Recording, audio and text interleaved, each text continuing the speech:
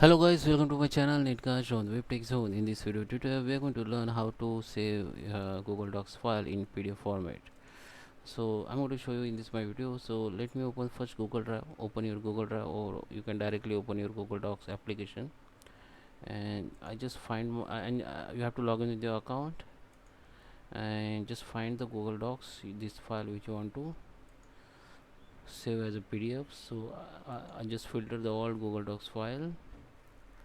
Okay, so let it open first. Yeah, you can see all Google Docs file has been opened now. I just open this one. So just double click on it, it will be open in next tab.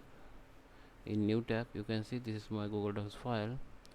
So if I want to save as a PDF, so there is a simple way you can do. Go to the file here and go to the download, and here you can see the option called PDF.